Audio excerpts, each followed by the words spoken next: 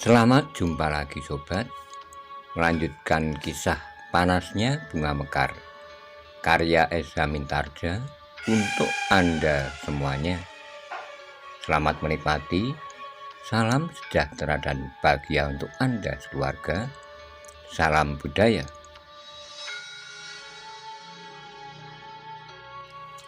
Pada episode sebelumnya dikisahkan orang-orang yang ditunggu kedatangannya oleh Maisa Bungalan dan kakek tua itu akhirnya datang juga.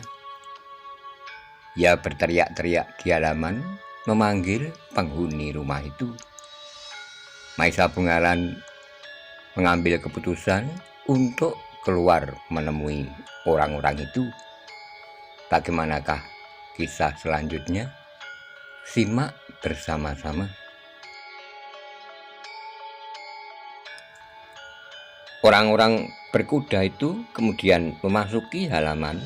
Salah seorang dari mereka berteriak, "Hei, siapakah penghuni rumah ini?"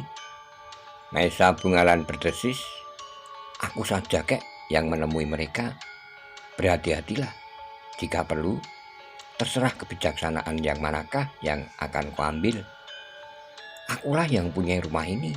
Biarlah aku yang menemui mereka. Aku pernah melihat mereka, dan mereka pun pernah melihat aku pula. Tidak-tidaknya 2 orang di antara mereka di warung itu." Kakek tua itu termangu-mangu sejenak, namun kemudian katanya, "Terserahlah, tapi berhati-hatilah. Jangan terlalu terikat akan harga diri. Jika perlu, panggil aku sebelum aku mengambil keputusan yang sesuai. Karena sebenarnya lah otakku memang tumpul." Maisa Bungalan tidak menjawab lagi. Ketika ia mendengar salah seorang dari keempat orang berkuda itu memanggil sekali lagi, maka ia pun segera mendorong pintu dan melangkah keluar sambil bergumam, "Tidak ada pilihan lain. Aku belum bawa tombak ini, tapi setiap saat aku akan mempergunakannya." Kakek tua itu pun menerima tombak pendek dari tangan Maisa Bungalan. Ia sadar setiap saat ia harus bertindak cepat dalam keadaan yang gawat. Sejenak kemudian Maisa Bungalan keluar dari pintu depan. Ketika ia turun ke halaman, dilihatnya keempat orang itu berpencar. Sementara itu kakek tua dalam rumah itu pun berusaha berlindung di balik daun pintu. "Hei, kau penghuni rumah ini?" bertanya salah seorang dari penunggang kuda itu. "Ya, aku penghuni rumah ini. Bukankah kau yang aku lihat berada di warung di pedukuhan sebelah?" Orang itu termangu-mangu, kemudian katanya, "Kau masih mengenal aku?" "Ya, aku masih mengenalmu," jawab Maisa Bungalan. Orang itu termangu-mangu sejenak. Sekilas ia memandang wajah kawan-kawannya yang mulai berpencar di halaman rumah itu. Kemudian kembali ia memandang Maisa Bungalan sambil berkata, "Adalah kebetulan sekali bahwa aku telah bertemu dengan pemilik rumah ini. Apakah kau mempunyai suatu keperluan?" bertanya Maisa Bungalan. "Ya, aku ingin berbicara dengan kau barang sejenak." Ketika orang itu kemudian meloncat turun dari kudanya, maka kawan-kawannya pun kemudian berloncatan turun pula. Mereka kemudian mengikat kuda mereka di pohon-pohon perdu yang bertebaran di pinggir halaman. Orang yang agaknya pemimpin dan kelompok kecil itu pun kemudian mendekati Maisa Bungalan, sementara kawan-kawannya berdiri beberapa langkah daripadanya. "Di sana," berkata orang itu, "aku ingin bertanya langsung kepada persoalannya. Apakah saudara perempuanku ada di sini?" Maisa Bungalan mengerutkan keningnya. Ia sadar bahwa orang-orang itu sebenarnya tidak akan dapat dibawa dalam pembicaraan apapun juga. Mereka tentu akan memaksa memasuki rumahnya untuk melihat apakah perempuan yang dicarinya ada di rumah itu. Meskipun demikian, Maisa Bungalan menjawab, "Bagaimana mungkin saudara perempuanmu ada di rumah ini?" "Jangan banyak bicara," desak orang itu. "Bawalah perempuan itu kemari. Aku memerlukannya. Bawa pula anak laki-lakinya. Dengan demikian maka kau akan selamat." Maisa Bungalan tidak melihat kemungkinan apapun lagi kecuali bertempur. Karena itu maka jawabnya mengatasi kegarangan lawannya, "Di sana." Sebenarnya lah bahwa aku tidak tahu di manakah saudara perempuanmu itu bersembunyi. Jika kau maksa untuk melihat, silahkan. Di rumah ini hanya ada seorang perempuan, yaitu istri Pangeran Kudo Patmodoto dan anaknya laki-laki. Perempuan itu aku ambil dari hutan tutupan dengan membunuh semua penjaganya. Karena itu, jika kau memerlukannya, kau pun harus berbuat serupa, membunuh semua penjaganya. Jantung keempat orang yang datang ke halaman rumah itu berdentang keras sekali. Mereka sama sekali tidak menduga bahwa mereka akan mendapat jawaban yang demikian langsung dan terbuka. Dengan demikian maka mereka pun mulai menilai anak muda yang berdiri di hadapan mereka. Anak muda itulah agaknya yang telah membunuh para penjaga di hutan tutupan itu. Sambil menggeram, pemimpin kelompok kecil itu berkata, "Jangan berbangga dengan tingkah lakumu. Kau dapat membunuh kucing-kucing itu dengan mudah. Tapi jika kau bertemu dengan harimau-harimau yang buas, maka kau harus berpikir ulang untuk menentukan langkah sebelum kau menyesal. Aku tidak melihat perbedaan antara kucing hutan dan harimau yang jinak dan tidak bergigi lagi," jawab Maesa Bungalan. Terdengar orang itu menggeram, darahnya mulai menjadi panas. Bahkan kawan-kawannya tidak lagi sabar untuk menunggu pembicaraan yang berkepanjangan. Namun mereka pun menjadi berdebar-debar melihat sikap Maesa Bungalan yang yakin akan dirinya sendiri menghadapi orang-orang yang seharusnya. "Anak muda," berkata pemimpin kelompok itu, "sekarang baiklah kita memikirkan cara yang terbaik untuk menyelesaikan hal ini. Serahkan perempuan itu kepadaku dan kau akan tetap hidup tanpa kusik sama sekali. Perempuan itu adalah kakakku. Sekarang kau tahu apa yang harus kau lakukan. Aku tidak akan mempertahankannya dan kau tentu akan memaksakan kehendakmu. Karena itu, kita akan bertempur, kecuali jika kalian mengurungkan niat kalian." "Persetan, anak yang tidak tahu diri. Kau masih terlalu muda untuk mati," geram pemimpin kelompok itu. "Karena itu, aku akan bertahan. Kalianlah yang akan mati seperti keenam kawanmu di pinggir hutan tutupan itu. Saat aku merebut kakakku dari tangan kawan-kawanmu yang kau sebut kucing-kucing hutan itu, orang-orang yang datang di halaman rumah itu sudah tidak sabar lagi. Tiba-tiba saja salah seorang dari mereka telah meloncat menyerang Maesa Bungalan yang berdiri termangu-mangu namun tidak kehilangan kewaspadaan. Karena itu maka serangan yang meluncur dengan derasnya itu tidak berarti sama sekali baginya. Dengan mudah ia bergeser mengelak. Namun dengan demikian pertempuran itu pun telah meledak. Keempat orang itu telah mengepung Maesa Bungalan dari segala penjuru. "Jangan menyesal," geram pemimpin kelompok itu.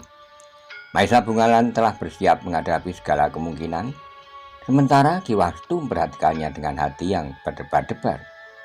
Namun untuk sementara ia masih tetap berada di tempatnya. Ia masih curiga bahwa mungkin masih ada orang lain yang datang kemudian. Meskipun demikian, maka ia tidak lengah.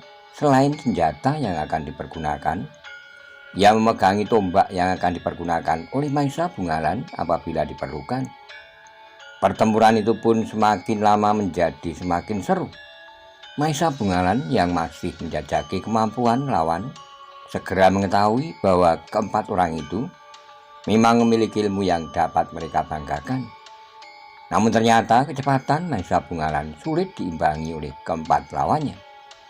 Maesa Bungalan berloncatan di antara keempat lawannya, menyusup di antara serangan-serangan yang datang beruntun. Bahkan dengan tangkasnya, kadang-kadang ia berhasil menipu lawannya. Hingga dua orang di antaranya mereka hampir saja saling berbenturan. Dalam pada itu, ternyata perkelahian di halaman rumah itu telah menarik perhatian. Beberapa orang yang melihat pertempuran pun menjadi berdebar-debar. Namun ternyata bahwa yang seorang telah memberitahukan kepada yang lain. Hingga sejenak kemudian seisi perdukuhan itu mengetahui bahwa di halaman rumah Ki Wastu telah terjadi pertempuran yang sengit. "Anak itu mempunyai banyak musuh," berkata salah seorang dari antara mereka. Ketika ia datang, ia ditemukan hampir mati oleh Ki Wastu karena anak itu berkelahi dan membunuh lawan-lawannya. Mungkin bukan kesalahannya, sahut yang lain. Mungkin ia telah disudutkan pada satu-satunya kemungkinan yang dapat ditempuh. Nampaknya ia bukan seorang anak muda yang jahat, atau seorang yang memang mempunyai kesenangan berkelahi. Beberapa orang telah melihat pertempuran itu dari kejauhan. Mereka menjadi berdebar-debar ketika mereka melihat pertempuran yang semakin lama menjadi semakin seru. Apalagi karena Maesa Bungalan harus bertempur melawan 4 orang yang garang. Namun ternyata bahwa Maesa Bungalan masih tetap dapat bertahan. Ia masih mampu menghindari setiap serangan. Ia berloncatan dari sudut ke sudut halaman, dari seberang ke seberang. Dengan demikian maka keempat lawannya harus memburunya susul menyusul. Mereka tidak berhasil mengepung Maesa Bungalan dengan lingkaran karena kecepatan geraknya. Dalam pertempuran yang sengit itu, Maesa Bungalan merasa betapa manfaat landasan ilmu yang diberikan oleh orang tua itu, yang meskipun hanya sekedar alas bagaikan ompak bagi tiang, namun alas itu telah mengangkat dan meningkatkan keseluruhan ilmunya dengan segala macam kemungkinannya.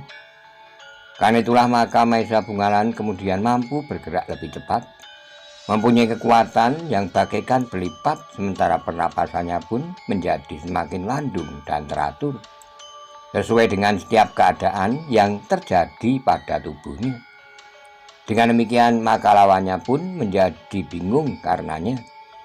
Setiap kali mereka kehilangan Maesa Bungalan, meskipun Maesa Bungalan juga masih belum berhasil melumpuhkan salah seorang dari lawannya, namun lawannya pun tidak dapat berbuat terlalu banyak atasnya.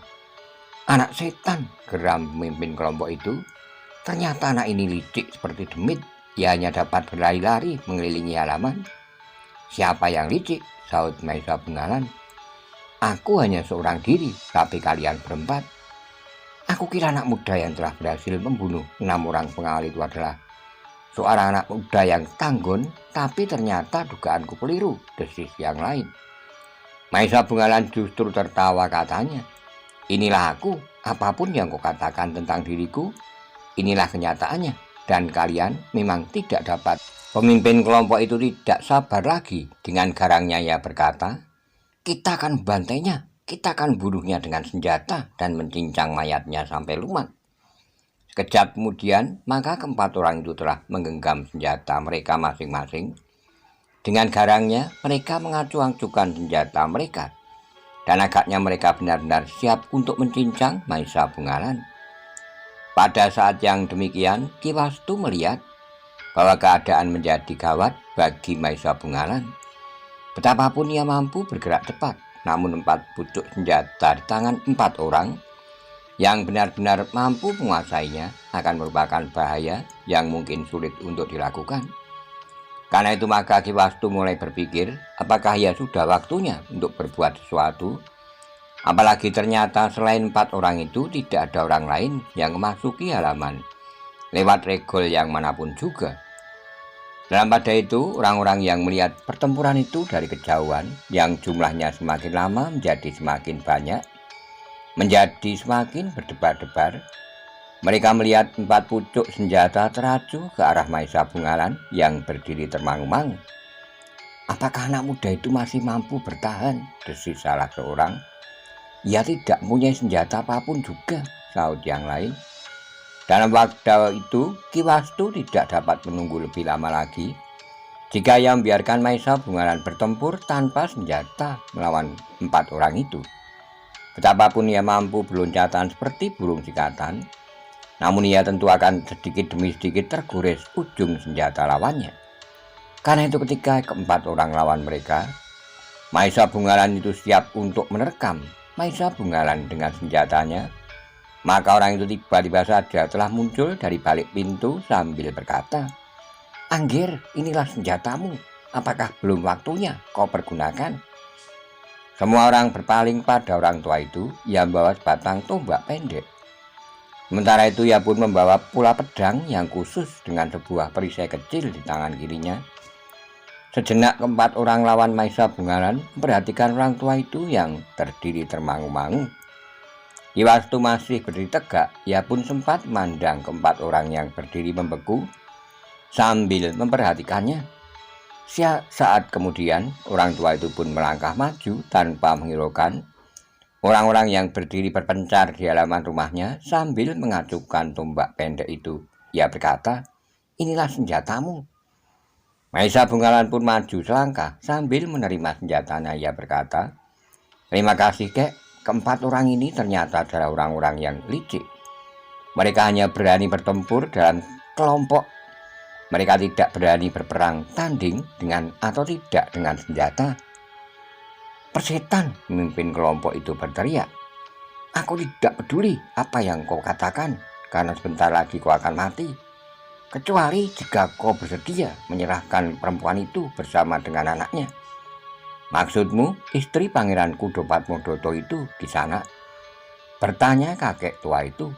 "Ya, aku memerlukannya." "Untuk apa?" "Akan aku bawa menghadap Pangeran Kudopatmodoto." Tiba-tiba saja Maisa Bungalan tertawa, katanya, "Jangan mengigu, siapa yang akan menyerahkan perempuan itu kepada Pangeran Kudopatmodoto? Bukankah kalian telah menyimpannya di hutan tutupan itu? Aku tahu bahwa perempuan dan anak laki-lakinya itu harus dibunuh. Dengan demikian, maka tidak seorang pun yang akan mempersoalkan warisan yang kelak akan ditinggalkan oleh Pangeran Kudopatmodoto." "Persetan!" teriak pemimpin kelompok itu. "Seapa pedulimu tentang kematian perempuan dan anak laki-lakinya? Jika itu memang kami kendaki, minggirlah kakek tua, supaya kau tidak terinjak oleh kaki-kaki kami." "Maaf Kisana, aku tidak dapat minggir, karena perempuan itu adalah anakku, sedangkan anak laki-laki itu adalah cucuku. Diakui atau tidak, dikenal atau tidak oleh Pangeran Kudopatmodoto, namun aku akan mempertahankannya, karena mereka adalah jiwa yang akan mempertahankan garis keturunanku, yang akan mewarisi namaku, karena aku tidak mempunyai warisan apapun juga selain nama dan darah keturunan." Terdengar salah seorang dari keempat orang itu tertawa, katanya, "Kakek tua yang malang, jika kau ingin membunuh diri, minumlah racun larangan, atau cobalah menggantung diri di pengeret rumahmu, atau hanyutkan dirimu jika kalian sedang banjir. Tapi jangan pergunakan tangan-tangan kami, karena kami akan membunuh orang-orang yang menentang kami, karena kami tidak ingin dirintangi, bukan sebagai alat untuk membunuh diri." Orang tua itu termangu-mangu, katanya, "Aku tidak akan bunuh diri. Aku akan pertahankan anakku perempuan dan cucuku laki-laki. Jika aku mati, mereka pun akan mati. Karena itu, aku akan bertahan untuk tetap hidup." Pemimpin kelompok itu pun menggeram, katanya, "Aku tidak peduli apa yang kau katakan. Aku pun tidak akan memberikan siapapun yang terlibat dalam persoalan ini untuk tetap hidup. Aku akan bunuh semuanya. Aku akan bakar rumah ini dan memasukkan tubuh kalian ke dalamnya bersama perempuan dan anak laki-laki itu. Dengan demikian, benar seperti yang dikatakan oleh anak muda itu, bahwa Pangeran Kudopatmodoto tidak akan diganggu lagi oleh perempuan dan anak pedesaan yang tidak berarti apa-apa itu. Darah yang mengalir di tubuhnya akan mengotori keturunan Kediri, hingga kemurnian darah bangsawan dari istana Kediri akan menjadi kabur." Kakek tua itu mengerutkan keningnya dengan suara bergetar. Ia berkata, "Kau sudah menghina keturunanku. Aku memang seorang dari Padesan, tapi bukan anak kurah yang datang menyerahkan dirinya pada Pangeran Kudopatmodoto. Tapi pangeran itulah yang datang ke rumah kami, dan dengan memelas mohon padaku agar aku mengizinkan anakku menjadi istrinya. Tapi kau harus melihat dirimu. Kau harus merasa bahwa kau adalah orang Padesan. Kau tidak berhak mewarisi apapun juga dari Pangeran Kudopatmodoto, karena hanya darah para bangsawan sajalah yang akan dapat mewarisi harta benda dari istana Kediri. Aku dan anakku tidak mimpi untuk mendapat warisan apapun. Kami sudah merasa bahagia hidup dengan tata cara dan kebiasaan kami. Tapi kami tidak mau selalu terganggu tingkah laku kalian yang gila itu." "Persetan!" geram pemimpin kelompok itu. "Kau kira aku tidak tahu bahwa pamrih itu kau dukung, kau jinjing, kau junjung di atas kepalamu? Jangan banyak bicara, serahkan mereka untuk aku binasakan. Dengan demikian aku sudah membersihkan darah keturunan Kediri. "Hei, Kisanak," berkata orang tua itu, "apakah aku dapat bertanya serba sedikit tentang dirimu sendiri? Apakah kalian juga berdarah bangsawan murni, sehingga kalian sangat bernafsu untuk membersihkan noda-noda pada darah keturunan Kediri?" Sejenak orang itu terbungkam, wajahnya menjadi marah dan mulutnya bagaikan tersumbat. Namun sejenak kemudian suaranya bagaikan meledak. "Persetan, bunuh mereka berdua.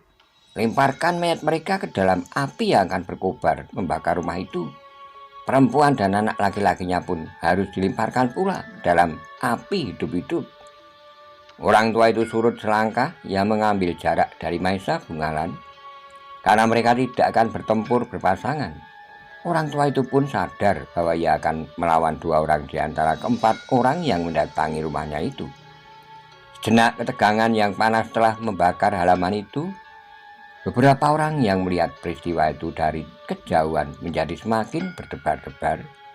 Apalagi karena Ki Wastu telah turun ke halaman pula. Ki Wastu yang mereka kenal sebagai seorang petani yang hanya mampu menggenggam cangkul dan menyabit rumput untuk memberi makan binatang peliharaannya, kini ia memegang pedang yang khusus di tangan kanan dan perisai di tangan kiri. Nampaknya memang aneh, orang tua itu seolah-olah menjadi orang lain dari yang mereka kenal sehari-hari. Dalam pada itu Ki Wastu dan Maesa Bungalan telah bersiap untuk bertempur. Ki Wastu yang sudah melihat bagaimana Maesa Bungalan mengalahkan kedua orang yang memburunya di Bulak. Di saat anak muda itu datang ke pedukuhan itu, dialasi dengan ilmu yang disadap dari orang tua itu, maka anak muda itu adalah anak muda yang memiliki kemampuan yang pilih tanding. Sementara Ki Wastu sendiri adalah seorang yang memiliki ilmu yang mengagumkan. Tapi untuk waktu yang lama, orang tua itu telah memiliki jalan kehidupan yang tenang sebagai seorang petani. Namun ternyata pada suatu saat ia harus mengambil senjatanya dari simpanan, karena ia harus mempertahankan anak perempuan dan cucunya. Ketegangan itu memuncak ketika keempat orang yang memasuki halaman itu mulai bergerak tanpa berjanji. Mereka telah membagi diri, mereka telah melihat kecepatan bergerak Maesa Bungalan. Namun bagi mereka yang dilakukan oleh Maesa Bungalan itu hanyalah sekedar berlari-lari kian kemari. Kini dua di antara mereka harus menghadapinya, sementara dua orang yang lain telah menghadapi Ki Wastu dari dua arah. "Bunuh kakek tua itu cepatnya," berkata pemimpin kelompok itu. "Kemudian kita beramai-ramai mencincang anak muda ini. Keduanya akan kita lemparkan dalam api. Segera akan menelan gubuk kakek gila ini." Orang-orangnya pun segera mapan, sementara Ki Wastu telah menggerakkan pedangnya, seolah-olah ia ingin mengetahui apakah tangannya yang tua itu masih mampu melakukannya. Tapi sebenarnya lah bahwa Ki Wastu masih tetap seorang yang pilih tanding. Meskipun ia menjadi semakin tua, tapi ia tidak pernah lupa memasuki sanggarnya. Meskipun hanya untuk saat setiap hari, kadang-kadang pagi-pagi sebelum cucunya bangun, namun kadang-kadang di malam hari selagi cucunya tertidur nyenyak. Kini ia berdiri berhadapan dengan dua orang yang berwajah kasar dan bengis. Namun untuk mempertahankan anak dan cucunya, Ki Wastu sama sekali tidak. Maesa Bungalan yang kemudian menggenggam sebatang tombak pendek telah bersiap sepenuhnya. Setiap saat ia dapat melompat menyerang atau menangkis jika serangan datang. Ternyata pemimpin kelompok itu tidak menunggu lebih lama lagi. Ialah yang pertama-tama meloncat menyerang Maesa Bungalan, disusul dengan seorang kawannya. Namun Maesa Bungalan telah siap dengan tombaknya. Ia menangkis serangan pertama dan kemudian meloncat menghindari serangan yang kedua. Namun dalam pada itu tombaknya telah berputar menyambar seorang lawannya. Tapi lawannya mampu bergerak cepat, ia berhasil bergeser menghindari serangan tombak Maesa Bungalan yang mengarah lambung. Bahkan kemudian dengan serta-merta ia mukul Maesa Bungalan. Maesa Bungalan tidak kalah cepatnya menarik tombaknya agar landasannya tidak menjadi cacat karena sentuhan senjata pada sentuhan tegak. Dengan tangkasnya ia melompat surut, namun ketika seorang lawannya melompat memburu, tiba-tiba saja ia terkejut dan dengan serta-merta menggeliat sambil menjatuhkan diri ke samping. Ternyata Maesa Bungalan melompat surut, namun dengan mengacuhkan tombaknya menyongsong lawannya yang memburunya. Tapi Maesa Bungalan tidak dapat berbuat sesuatu atas lawannya yang sedang berguling itu. Ketika ia berusaha untuk menyerang, tiba-tiba serangan yang lain telah meluncur ke arah Tengkuk. Dengan sigap ia bergeser menghindari serangan itu, kemudian memutar tombaknya, mendatar menyambar lawan yang seorang lagi. Namun serangan itu pun gagal karena lawannya sempat melompat surut. Sementara itu, dua orang yang lain telah bertempur melawan Ki Wastu, yang ternyata keduanya telah salah hitung. Mereka mengira bahwa Ki Wastu adalah jatuh dan terbunuh pada tusukan yang pertama. Namun ternyata bahwa Ki Wastu memiliki kecepatan bergerak yang mengagumkan. Meskipun orang tua telah tua dan dalam hidupnya sehari-hari ia tidak lebih dari seorang petani yang selalu bekerja di sawah, namun dengan pedang dan perisainya ternyata orang tua itu telah berubah menjadi seorang yang sangat garang. Ketika serangan pertama dari lawannya gagal, maka Ki Wastu telah mulai menunjukkan kemampuannya. Ia melenting tinggi dengan menyerang seorang lawannya. Senjatanya terjulur lurus kening, ia masih mampu menggeliat dan berputar di udara. Demikian ujung kakinya menyentuh tanah, maka ia pun telah melenting sekali lagi, menghindari serangan lawan yang menyambarnya. Namun ketika lawannya yang seorang memburunya sambil menyerangnya, orang tua itu tidak sempat menghindar lagi. Karena itu maka ia telah mempergunakan perisainya untuk menangkis serangan itu. Namun dengan demikian telah terjadi benturan kekuatan. Orang yang menyerangnya benar-benar tidak menduga bahwa orang tua itu memiliki kekuatan yang luar biasa. Karena itulah maka ketika senjatanya membentur perisai orang tua itu, hampir saja ia kehilangan keseimbangan. Tangannya terasa pedih dan seakan-akan pada tangan itu telah didorong selangkah surut. Gila, geram lawannya. Orang tua itu masih mempunyai kekuatan yang luar biasa. Namun orang tua itu merasa bahwa yang terjadi itu adalah karena ia kurang berhati-hati.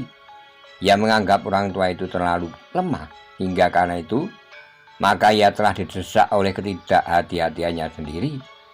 Dengan demikian maka kedua orang yang bertempur melawan orang tua itu menjadi semakin berhati-hati. Mereka tidak lagi menganggap orang tua itu sebagaimana dilihatnya pada wadaknya yang mulai keriput, namun yang ternyata masih memiliki kemampuan yang luar biasa. Karena itulah maka pertempuran pun semakin lama justru menjadi semakin sengit. Dugaan kedua orang lawannya bahwa pada 2-3 langkah orang tua itu telah kehabisan napas ternyata keliru sama sekali. Dalam pada itu, orang-orang yang menyaksikan pertempuran pun semakin lama menjadi semakin banyak. Meskipun hanya dari kejauhan, mereka sama sekali tidak berani mendekat. Mereka bahkan kadang-kadang menjadi gemetar melihat senjata beradu. Beberapa orang yang berhati kecil telah meninggalkan tempat untuk menyingkir jauh-jauh. Mereka menjadi cemas apabila orang-orang itu kemudian mengamuk dan menyerang orang yang tidak terlibat sama sekali dalam persoalan mereka. Sementara itu, Maesa Bungalan ternyata tidak lagi mengekang diri menghadapi kedua orang lawannya. Justru kemudian ia berharap untuk dapat menyelesaikan pertempuran itu dengan segera. Ketika ia melihat beberapa orang di kejauhan, maka ia pun menjadi berdebar-debar. Jika pertempuran itu berkepanjangan, maka semakin banyak orang yang mengetahuinya dan persoalan itu pun akan menjadi semakin tersebar luas. Dengan demikian maka Maesa Bungalan dengan tombak pendeknya bertempur semakin garang. Tombaknya berputar-putar semakin cepat, kadang-kadang mematuk, namun kadang-kadang menyambar mendatar. Kedua lawannya semakin lama semakin menjadi semakin terdesak. Ujung tombak Maesa Bungalan seakan-akan telah bercabang. Maesa Bungalan tidak lagi terlalu banyak memikirkan akibat putaran tombaknya atas lawannya.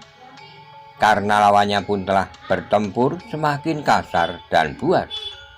Kedua orang yang bertempur melawan Maesa Bungalan pun merasa semakin terdesak. Tapi mereka berusaha untuk tetap bertahan. Mereka berharap agar kedua lawannya dengan cepat menyelesaikan kakek tua yang bersenjata pedang dan perisai itu. Namun ternyata bahwa kedua orang yang bertempur melawan kakek tua itu pun tidak segera berhasil menyelesaikan tugasnya. Kakek tua itu ternyata masih memiliki kecepatan gerak dan kekuatan yang sulit untuk diimbangi oleh lawannya. Karena itu bukannya kedua lawannya segera mengalahkannya, tapi justru keduanya semakin lama merasa semakin terdesak, seperti kedua orang lawan.